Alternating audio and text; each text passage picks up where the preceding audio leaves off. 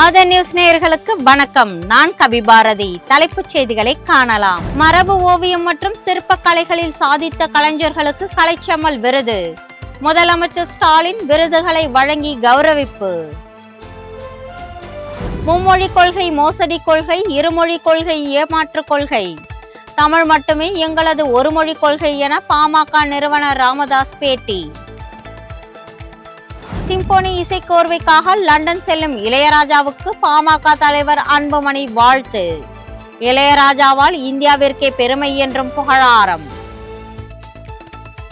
புதிய கல்விக் கொள்கை மூலம் மத்திய அரசு ஹிந்தியை திணிப்பதாக திமுக அரசு கபட நாடகம். பாஜக மாநில செயலாளர் ராமசீனிவாசன் குற்றச்சாட்டு. தேனி மாவட்ட மேற்கு தொடர்ச்சி மலைப்பகுதியில் பற்றி எரியும் காட்டுத்தீ. நூற்றுக்கணக்கான ஏக்கர் பரப்பளவில் மூலிகை மற்றும் அரிய தாவரங்கள் எரிந்து சேதம். தமிழகத்தில் அடுத்த 3 நாட்களுக்கு 3 டிகிரி செல்சியஸ் வரை வெப்பம் அதிகரிக்கும். வானிலை ஆய்வு மையம் தகவல். இனி தொடர்வது விரிவான செய்திகள். மரபு வழி ஓவியம், நவீன பாணி ஓவியம் மற்றும் சிற்ப கலைகளில் திறமைமிக்க 6 கலைஞர்களுக்கு கலைச்செம்மல் விருதை முதலமைச்சர் மு.க. ஸ்டாலின் வழங்கினார்.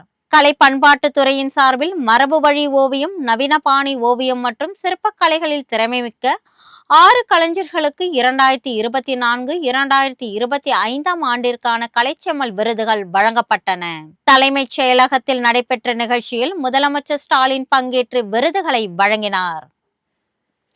கலைச்செம்மல் விருதிற்கு மரபு வழி ஓவிய பிரிவில் மணிவேலு, மரபு வழி சிற்ப பிரிவில் பாலச்சந்தர் மற்றும் கன்னியப்பன், நவீன பாணி ஓவிய பிரிவில் முரளிதரன் மற்றும் செல்வராஜ், நவீன பாணி சிற்ப பிரிவில் ராகவன் ஆகிய 6 கலைஞர்கள் தேர்வு செய்யப்பட்டனர். அக்கலைஞர்களுக்கு விருதிற்கான செப்பு பட்டயமும் 1 லட்சம் ரூபாய்க்கான காசோலை மற்றும் பாராட்டு சான்றிதழ்களும் வழங்கி முதல்வர் சிறப்பித்தார். ராகுல் காந்தியோ அண்ணாமலையோ யார் சொன்னாலும் தமிழகத்தின் நாடாளுமன்ற தொகுதிகளை குறைக்க கூடாது என்பதில் திமுக உறுதியாக இருக்கிறது என அமைச்சர் துரைமுருகன் தெரிவித்துள்ளார். வேலூர் மாவட்டம் காட்பாடி தொகுதிக்குட்பட்ட மகிமண்டலம் கிராமத்தில் சித்தேரி ஏரி தூர்வாறுதல் மற்றும் மோர்தானா இடது பிரதான கால்வாய் அமைத்தல் ஆகிய பணிகளுக்கு அமைச்சர் துரைமுருகன் அடிக்கல் நாட்டினார். பின்னர் செய்தியாளர்களுக்கு பேட்டியளித்த அவர் முல்லை பெரியாறு விவகாரத்திலும் மார்க்கண்டேய நதி விவகாரத்திலும் கேரள அரசு ஒத்துழைக்கவில்லை என கூறினார். மும்மொழி கொள்கைக்காக பாஜகவினர் கையெழுத்து இயக்கம் நடத்துகிறார்கள் என்றும் திமுக இருமொழி கொள்கையில் உறுதியாக இருக்கிறது என்றும் துரைமுருகன் கூறினார். மும்மொழி கொள்கைக்கு மக்கள் மத்தியில் ஆதரவு அதிகரித்திருப்பதை கண்டு முதலமைச்சர் பயத்தில் நிலை தடுமாறுகிறார் என பாஜக மாநில தலைவர் அண்ணாமலை விமர்சித்துள்ளார். இது குறித்து அவர் வெளியிட்டுள்ள எக்ஸ் தள பதிவில், ஏழை எளிய குழந்தைகளும் தரமான கல்வி மற்றும் விருப்பமான மொழிகளை கற்கும் வாய்ப்பை வழங்கும் தேசிய கல்விக் கொள்கையை ஆதரித்து பாஜக சார்பாக சென்னையில் கையெழுத்து இயக்கத்தை முன்னெடுத்து சென்ற தெலுங்கானா முன்னாள் ஆளுநர் தமிழிசை சவுந்தரராஜன் காவல்துறையினரால் கைது செய்யப்பட்டிருப்பதாக அவர் குறிப்பிட்டுள்ளார். 60 ஆண்டுகளாக தமிழ் மொழியை வியாபாரமாக்கி தனியார் பள்ளிகளில் மட்டும் மும்மொழி கொள்கையை அனுமதிக்கும் திமுகவின் இரட்டை வேடம் தற்போது அம்பலப்பட்டு நிற்கிறது எனவும் அவர் விமர்சித்தார். மும்மொழி கொள்கைக்கு மக்களிடம் ஆதரவு அதிகரித்து இருப்பதால் ஜனநாயக ரீதியாக நடைபெறும் கையெழுத்து இயக்கத்தை தடுப்பதும் கைது செய்வதுமான அரசின் பூச்சாண்டிக்கெல்லாம் பாஜகவினர் பயந்து பின்வாங்க போவதில்லை என்றும் அண்ணாமலை உறுதிபட தெரிவித்துள்ளார். புதிய கல்விக் கொள்கை வாயிலாக மத்திய அரசு ஹிந்தியை திணிப்பது போல திமுக அரசு கபட நாடகம் ஆடி வருகிறது என பாஜக செயலாளர் ராமசீனிவாசன் குற்றம் சாட்டியுள்ளார். மதுரை சிம்மக்கல் பகுதியில் புதிய கல்விக் கொள்கையை ஆதரித்து கையெழுத்து இயக்கத்தை தொடங்கிய பின்னர் செய்தியாளர்களுக்கு பேட்டியளித்த அவர் 1965 ஆண்டில் அண்ணாதுரை நடத்திய ஹிந்தி எதிர்ப்பு போராட்டத்தில் நேர்மை இருந்தது. ஆனால் முதல்வர் ஸ்டாலினிடம் இல்லை என்றும் எந்த ஒரு ஹிந்தி பள்ளிக்கூடத்தையும் நடத்தாமல் அண்ணாதுரை ஹிந்தியை எதிர்த்தார் என்றும் கூறினார். திமுகவினர் நடத்தக்கூடிய மும்மொழி பள்ளிகளை முதலமைச்சர் ஸ்டாலினால் மூட முடியுமா என கேள்வி எழுப்பிய அவர் தமிழகத்தில் 3வது மொழி கற்றுக் கொடுப்பதை அரசால் நிறுத்த முடியுமா என்றும் சவால் விடுத்தார். அனைவருக்கும் சமமான கல்வி வேண்டும் என அரசை வலியுறுத்தும் கட்டாயம் தற்போது தமிழகத்தில் ஏற்பட்டுள்ளதாக பாஜக மாநில துணைத் தலைவர் கே.பி. ராமலிங்கம் தெரிவித்துள்ளார். சேலத்தில் செய்தியாளர்களுக்கு பேட்டியளித்த அவர் தமிழகத்தில் ஏற்பட்டுள்ள சட்ட ஒழுங்கு பிரச்சனைகளை திசை திருப்பவே மும்மொழி கொள்கையை திமுகவினர் கையில் எடுத்துள்ளனர் என குற்றம் சாட்டினார். அரசியல் லாபத்திற்காக திமுக கூட்டணியில் உள்ளவர்களே மும்மொழி கொள்கையை எதிர்க்கிறார்கள் என்றும், தமிழகத்தில் தற்போது நடைபெறும் கையெழுத்து இயக்கம் அடுத்த ஆண்டு ஆட்சி மாற்றத்தை ஏற்படுத்தும் என்றும் அவர் கூறினார். மும்மொழி கொள்கையை ஏற்றுக்கொண்ட எந்த மாநிலமும் சீரழியவில்லை என குறிப்பிட்ட KP ராமலிங்கம், மும்மொழி கொள்கைக்கு எதிராக ராகுல் காந்தி பேசுவாரா என்றும் கேள்வி எழுப்பினார். இசையமைப்பாளர் என்பதை தாண்டி இசையை இயற்றுபவர் இளையராஜா என பாட்டாளி மக்கள் கட்சி தலைவர் அன்புமணி புகழாரம் சூட்டியுள்ளார். இது தொடர்பாக அவர் வெளியிட்டுள்ள அறிக்கையில், வேலியன்று என்ற தலைப்பில் இளையராஜா உருவாக்கியுள்ள இசைக்கோர்வையை அரங்கேற்ற அவர் லண்டன் சென்றுள்ளார் என குறிப்பிட்டுள்ளார். லண்டன் மாநகரில் சிப்போனி இசைக்கோர்வையை அரங்கேற்றம் செய்யும் அந்த வரலாற்று சிறப்புமிக்க நிகழ்ச்சி வெற்றி பெறவும் சிறப்பாக அமைந்திடவும் வாழ்த்துக்கள் என தெரிவித்துள்ளார். இளையராஜா என்றைக்கோ இசையின் உச்சத்தை தொட்டுவிட்டார். அந்த இசை மருத்துவர் தமது இசை வாழ்வின் புதிய உச்சங்களை தேடி சென்று தொடர்ந்து சாதனைகளை படைத்துக் கொண்டிருக்கிறார் என்றும் அன்புமணி ராமதாஸ் புகழாரம் சூட்டியிருக்கிறார்.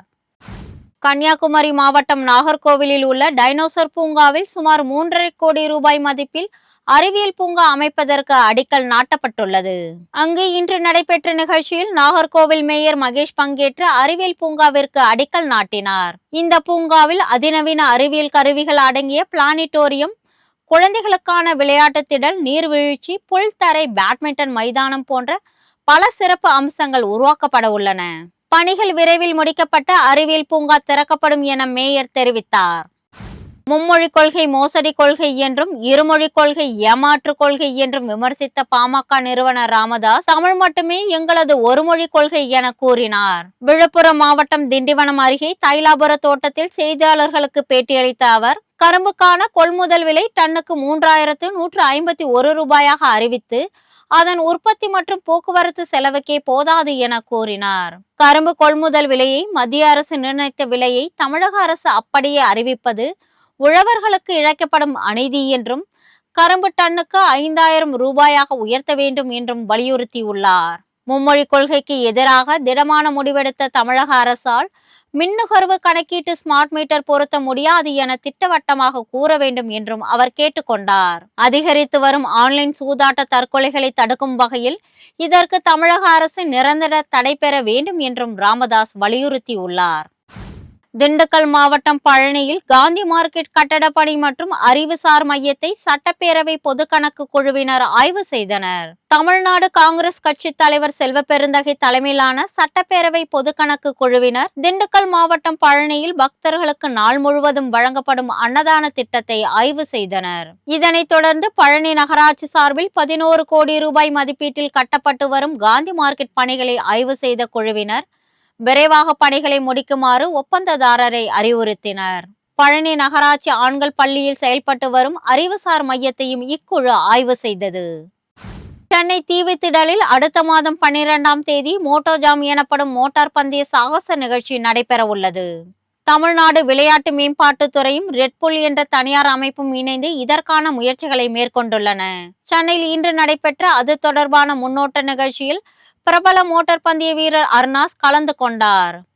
மோட்டார் பந்தயத்தில் சாதிக்க விரும்புவோருக்கு ஒரு உத்வேகம் தரும் வகையில் இந்த நிகழ்ச்சி இருக்கும் எனவும் இதற்கு ஏற்பாடு செய்த விளையாட்டு மேம்பாட்டுத்துறை அதிகாரிகள் தெரிவித்தனர். இன்றைய இளைஞர்கள் சாலையில் பாதுகாப்பின்றி சாகசங்களில் ஈடுபடுவதை தவிர்ப்பதற்கான விழிப்புணர்வு முயற்சியாக இந்த நிகழ்ச்சி இருக்கும் என அவர்கள் தெரிவித்தனர். திருவண்ணாமலை மாவட்டம் துறிஞ்சாபுரம் பகுதியில் அரசு நடுநிலைப் பள்ளியில் 1ஆம் வகுப்பு சேர்ந்த புதிய மாணவர்களை மாலை அணிவிக்கப்பட்டு மேளதாளத்துடன் ஊர்வலமாக அழைத்து செல்லப்பட்டனர். அரசு பள்ளிகளில் மாணவர்களின் சேர்க்கையை அதிகரிக்கும் ஒரு விழிப்புணர்வு முயற்சியாக இந்த நிகழ்வு அரங்கேறியது. துறிஞ்சாபுரம் ஊராட்சி ஒன்றிய நடுநிலைப் பள்ளி தலைமை ஆசிரியர் வசந்தி தலைமையில் மாணவர் சேர்க்கைக்கான விழிப்புணர்வு இயக்கம் நடத்தப்படுகிறது. இந்த பள்ளியில் கணினியுடன் கூடிய ஆய்வகம், ஆண்டுதோறும் கலைவிழா, காலை சிற்றுண்டி வசதி போன்ற சிறப்பு அம்சங்களும் இடம்பெற்றுள்ளன. தேனி மாவட்டத்தின் மேற்கு தொடர்ச்சி மலைப்பகுதியில் பற்றி எரிந்து வரும் காட்டுத்தீயில் நூற்றுக்கணக்கான ஏக்கர் பரப்பளவில் மூலிகை செடிகள், அரிய வகை தாவரங்கள் எரிந்து சாம்பலாகி இருக்கின்றன. தேனி அல்லிநகரம் அருகே உள்ள வீரப்ப ஐயனார் கோவிலில் மேல் பகுதியை ஒட்டிய மேற்கு தொடர்ச்சி மலைத்தொடர்களில் நேற்று மாலை முதலே காட்டுத்தீ பற்றி எரிந்து வருகிறது. கோடை வெப்பம் தொடங்கி இருப்பதால் தீ மற்ற இடங்களுக்கு வேகமாக பரவுகிறது. இந்த தீயை விரைந்து கட்டுப்படுத்த வனத்துறையினர் நடவடிக்கை எடுக்க வேண்டும் என தேனி மாவட்ட சமூக ஆர்வலர்கள் வலியுறுத்தியுள்ளனர். தமிழகத்தில் அடுத்த 3 நாட்களுக்கு 3 டிகிரி செல்சியஸ் வரை வெயில் அதிகரிக்கக்கூடும் என வானிலை ஆய்வு மையம் எச்சரித்துள்ளது. இது தொடர்பாக சென்னை வானிலை ஆய்வு மையம் வெளியிட்டுள்ள செய்திக்குறிப்பில், தமிழகத்தில் அதிகபட்ச வெப்பநிலை 2 முதல் 3 டிகிரி செல்சியஸ் வரை அதிகரிக்கக்கூடும் என தெரிவிக்கப்பட்டுள்ளது. வரும் 10ஆம் தேதி முதல் 3 நாட்களுக்கு ஒரு சில இடங்களில் மிதமான மழைக்கு வாய்ப்புள்ளதாகவும் கூறப்பட்டுள்ளது. சென்னையில் அதிகபட்ச வெப்பநிலை 36 டிகிரி செல்சியஸாக இருக்கும் என்றும், அதிகாலை வேளையில் லேசான பனிமூட்டம் காணப்படும் எனவும் வானிலை ஆய்வு மையம் தெரிவித்துள்ளது. இத்துடன் ஆதன் செய்திகள் நிறைவடைகின்றன. வணக்கம்.